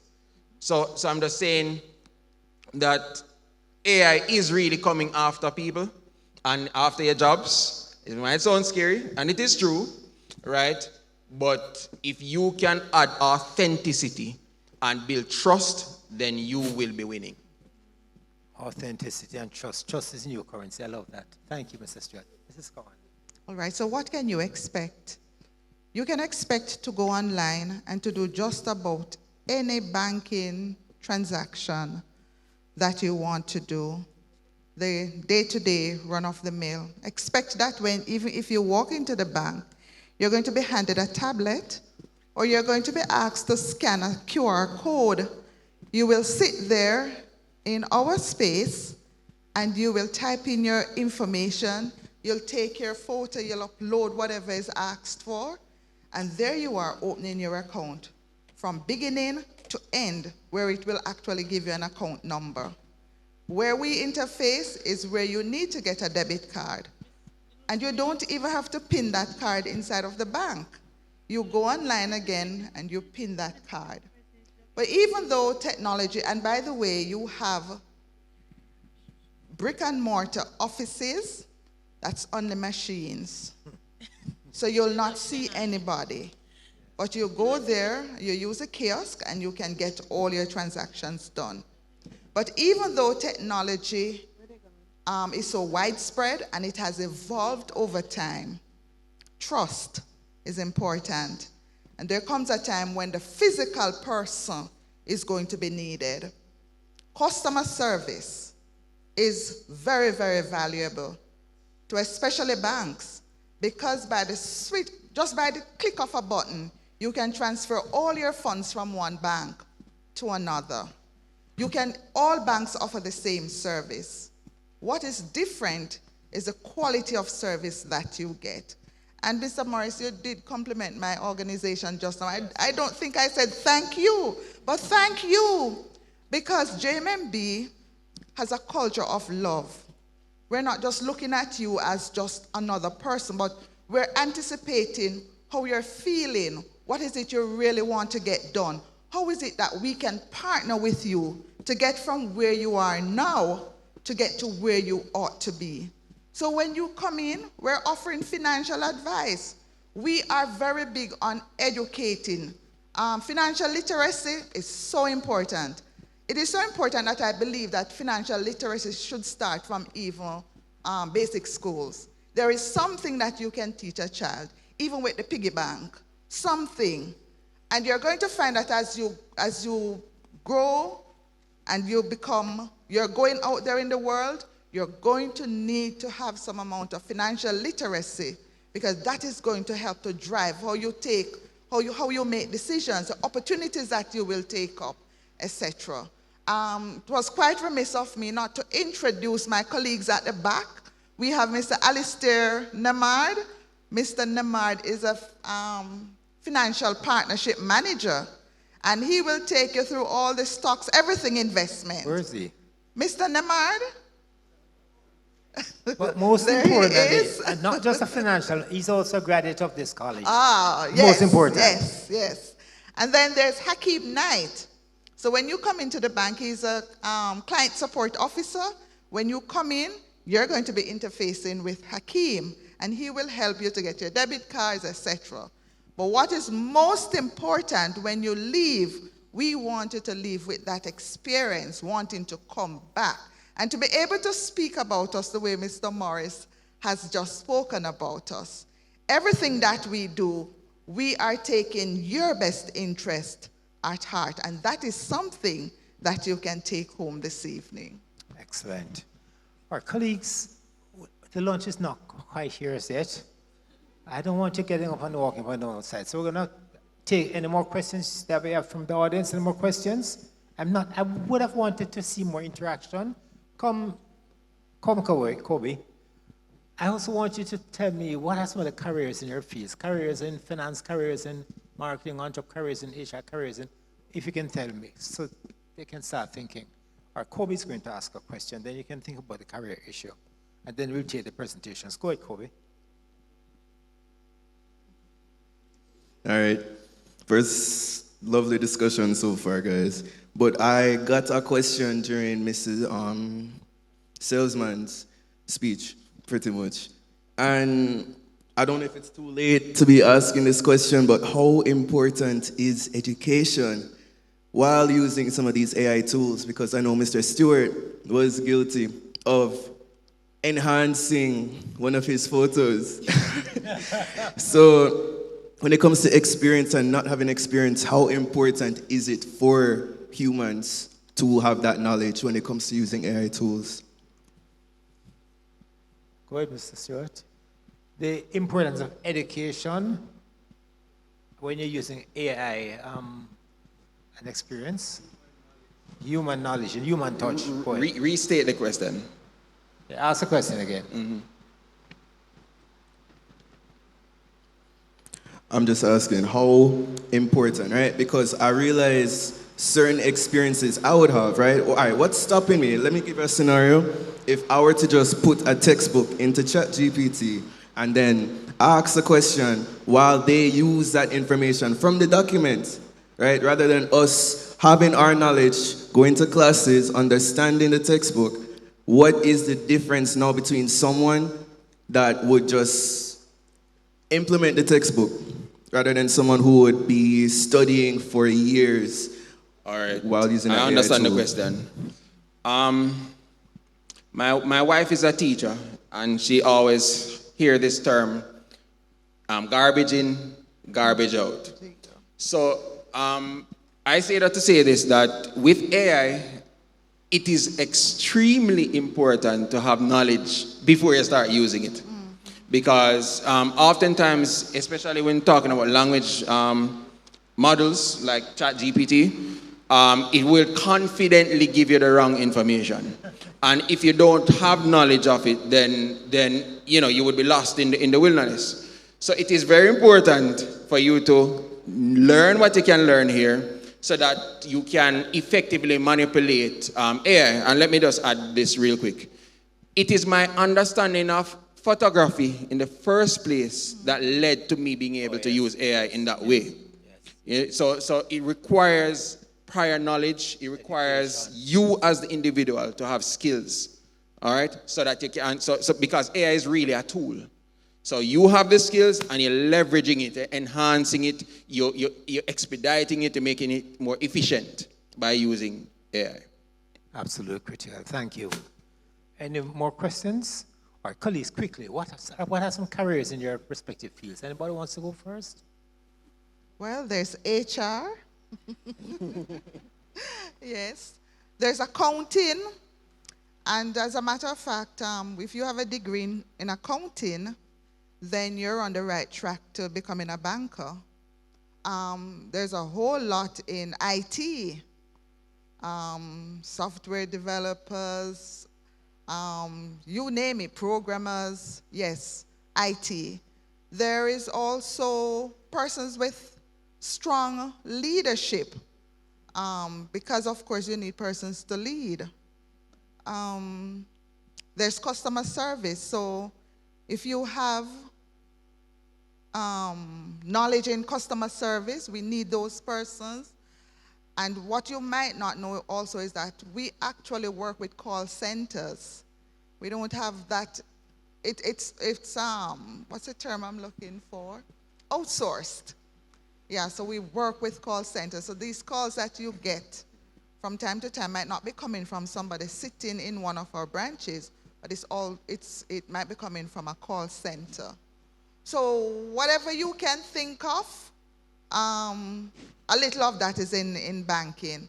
Just to let you know, too, that you don't need a degree in banking and finance to be able to work in banking.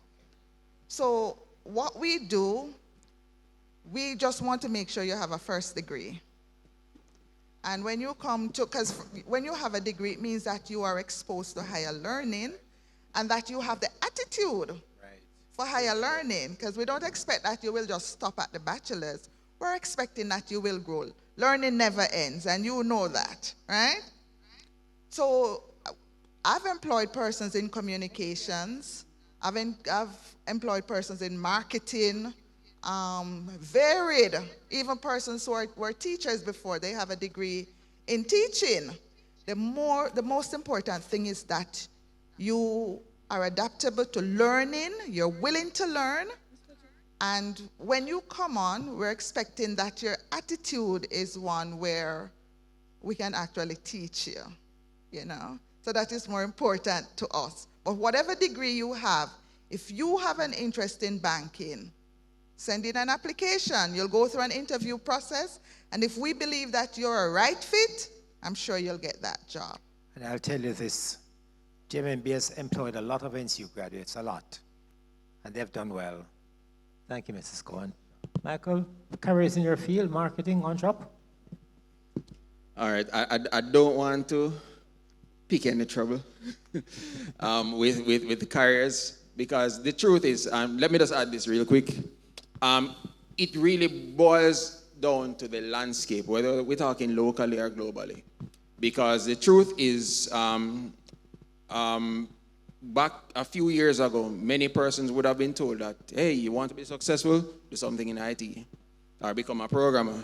But the truth is, the two highest decline as a result of AI in terms of career opportunities is actually in programming and customer service internationally. And Anthropic, I can't remember the... Anthropic.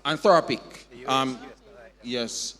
They did a research and they found that those two areas, why? Because, you know, AI can code something in minutes. And then when it comes on to, what do we say now, entry-level type customer service, then, you know, where I'm just saying, hey, what's my current balance? Or what's going on in my account? Or, you know, just stuff that doesn't require any deep human connection, but you just want a quick answer, which traditionally employed a lot of people, is actually on the decline. In the US, there is a trend to actually not outsource anymore, actually, because of the efficiencies that AI bring about as it relates to customer service. So there's an actual decline in outsourcing stuff. People can, companies can now manage to handle their own customer service because they have AI doing some stuff. And then when it really requires a manager to step in or a higher level person to step in, then, it gets to that, but it starts with the AI. In terms of career, though, in marketing, the truth is most of us know the careers in marketing, so I really don't think I need to elaborate on that. All right. But what I want to say to our marketers is that the entry-level positions are the ones that are on the decline. You ought to know higher-level, executive-level stuff in marketing, and I think this applies broadly to many other areas. The entry-level stuff, you can almost kiss those goodbye in the near future. You need to be on the executive level, the strategic thinking. Many of us did strategic management, right? Some of the principles that you learn there is now required, where you're on the ideation side, the strategic side, the side that drives what we instruct AI and what we instruct other departments. All right? Thank you, Mr. Stewart. Mrs. Salmon? I'm sorry. Go ahead. Question. Okay, there is a question online. It says, I've always said if I want to put any business out of business in Jamaica, I would only have to provide exceptional customer service. Question, how do we nurture a change in customer service in Jamaica? How do you nurture change in customer service in Jamaica? In Jamaica. Or how are you going to engender? How are you going to create? Go ahead. I'm not sure. I just want to take this one. I'm not sure if this person who asked the question is of the same mindset. So despite us being warm, loving, and beautiful people, we are not actually the greatest customer service providers. Not to our own people, and certainly not to our visitors as well. And so I'm thinking that is the question. How do we change this? And with the introduction of AI, I think it's gotten worse. Worse. There's no empathy, there's no understanding, there's not even politeness. Not even a little smidgen of politeness. It has to do with, I believe, a change in mindset and understanding that some of what you just shared, basic entry-level customer service positions are being replaced by AI. And what's your value? That human element, that adding that touch to it, the politeness, the professionalism. So tapping into what is your superpower and understanding that if you don't get with the program and change, then you don't have a job, literally. But I also think that it needs to be changed at a bigger and broader level and within our organizations. I don't know if this is an organizational culture situation. And also this allows me to ask the question I had earlier when you gave the example of the security guard gentleman here, and he said, why is it that we have security guards at the front, but they behave as if they're at the back office? By the way, my experience with NCU security guard has not been like that. Clap on yourself. Excellent. But I think the culture is that we see them as back office people. And so we need to start reframing and allowing persons to recognize that not because my job is taking up the garbage or just opening the gate, this means that I need to be less professional. And I'm going to close with this statement. When I was with Ritz-Carlton, and I think it's still their mantra, we are ladies and gentlemen serving ladies and gentlemen. So we treat each other with respect, our colleagues, and we treat our customers with respect as well. And this is something that we want to, we as young professionals going out into the world, put that in your mind as well. Thank you. We're going to be wrapping up, colleagues, and do our vote of thanks. But in 60 seconds, Mrs. Salmon, careers in HR, 60 seconds. Ms. Salesman, careers in HR, 60 seconds. Okay, so basically, all of the functions of HR, there is a career for you. So we have our talent management, training and development, or compensation managers, or labor relations officers, or employee relations officers, or HR generalists. So all of those various functions that you basically have, there is a career for you. And then it sometimes depends on the organization that you go. There are some institutions that may have business partners I remember some years ago when I was doing my studies in HR and we were looking at different professions. There's one university that employed the services of business partners who were largely there to relate with all of the colleges in that university. So the professions may change depending on the organization. Thank you, Mrs. Salmon. Finally, Ms. Salesman. In the industry, tourism and hospitality, all that was mentioned before, those are open, HR, marketing especially, our traditional hospitality options, and of course, entrepreneurship in any field, transportation, travel and experience, which could be from just curating the package, meaning you plan the itinerary and you sell an itinerary, to actually opening, owning an attraction, or having the entire thing, the bus, the guide, everything. Just, guys, I'm speaking entrepreneurships because I want us to move from low-level thinking, executive-level thinking, because in 2 years, if you're not there, there will be no place for you. Thank you. Ladies and gentlemen, it's been a mouthful. And I encourage you, I think they'll be with us for a few more minutes. I encourage you to talk with them during the lunch break. There's a lot more they could share with us. Thank you for being a wonderful audience, for keeping so attentive. I'm going to, Messina? And Messina will talk with us about some other stuff, the booths and housekeeping and the vote of thanks and so forth. Go ahead, Messina. Thank you so much, ladies and gentlemen. Let's have a hand for the panelists, please.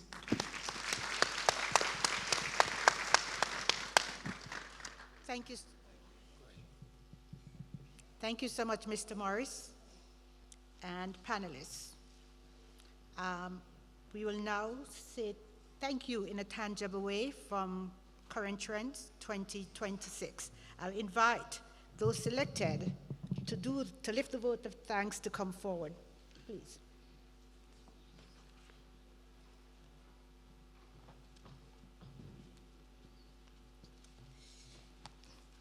Good afternoon, everyone. Mrs. Nadine Salmon. I hope I got that right. Okay. Salman, okay, thank you very much. So one of the things that I learned from not only yours, but all of the presentation is that AI is not a replacement. It should be a supplement. So whatever we do, and there's no best place to use AI than in HR, because as you would have said before, we deal with a lot of paperwork. And so we need AI to make it more efficient. And so I am very grateful that you are here today, and I believe HR is needed in every organization. So all of you, I might be the one employing you, you don't know. So I am very much grateful that you're here, and I hope you guys learned something, right? Yeah. Okay, I know I learned something. That's at least one person. So I hope you, everyone here learned something. And I also learned that employees are very important to our organization. And we as HR professionals, we work closely with the executives so that we can ensure our employees are reaching organizational goals. Because if employees are going a different direction than the organization, then that don't make no sense. So I thank you very much, and I hope you will be able to share your thoughts or your experience with us again another time.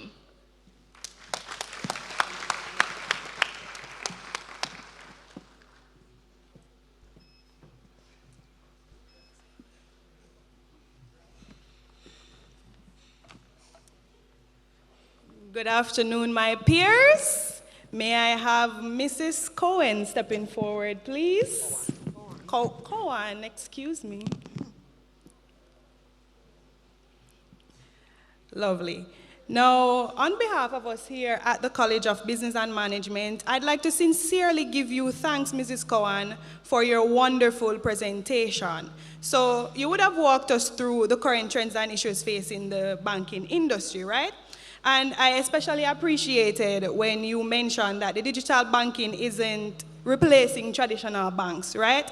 But rather it is helping them to evolve.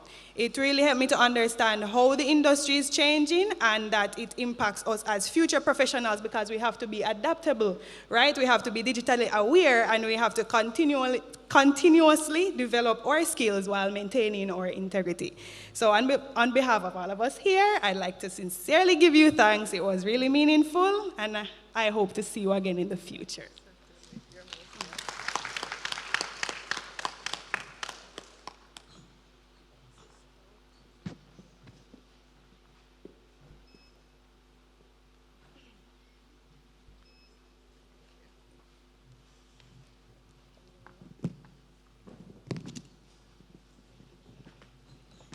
Good afternoon, everyone. Mr. Stewart. All right. So on behalf of the CBHM students, specifically the marketing students, we want to give you thanks for presenting your insights and your fresh perspectives on the landscape and the evolution of marketing. I know that we have learned a lot. When you started, you said that we should evolve or get left out, and I know that we must always remember that. You reminded us that in the age of mass personalization, consumers are not just looking for products, they're looking for human connection. So we must also ensure that we personalize ourselves. Personal branding is essential in the market. And you also told us how to identify the wants in a market and how to fill a brand and how important that is in order for us to be a success. So once again, thank you very much for coming and presenting your thoughts, and I hope to see you again.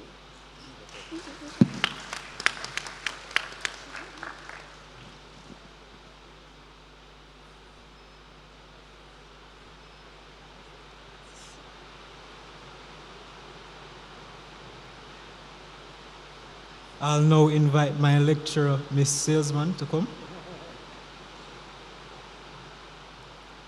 Now, Ms. Salesman, it has been a pleasure to have you here a second time and to speak to us. The tourism students will already have heard you before. For those of us who are doing Team Jamaica Booster, you are teaching us currently, and it's been a blessing. Right, guys?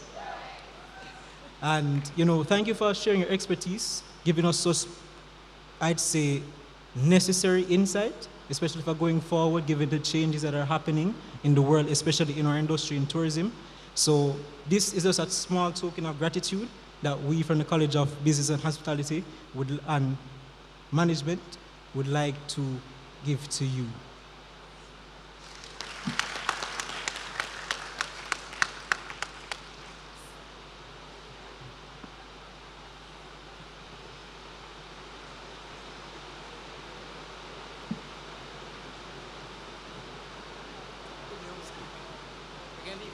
Yes.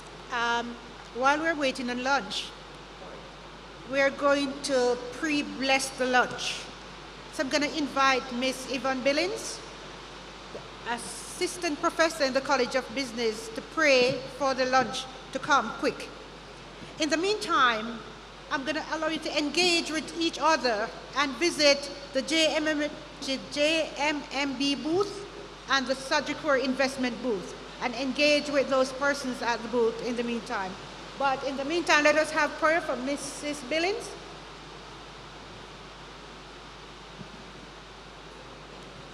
Let us just pray. Father God, we want to thank you for a blessed day. Thank you for the rain. We thank you for having us here today as we have gathered for this another conference. I invite your Holy Spirit now to bless our food as we partake of it, that it will be a blessing to our body, be healthy for us, and that we will be more nurtured to continue your work. Give us a good feast, we pray, in Jesus' name. Amen. As we await the lunch, you can just visit the booths, the JMMB and the Sagicor at the back for engagement. Remember, we're going to be calling you by table as we will be doing buffet style lunch, okay?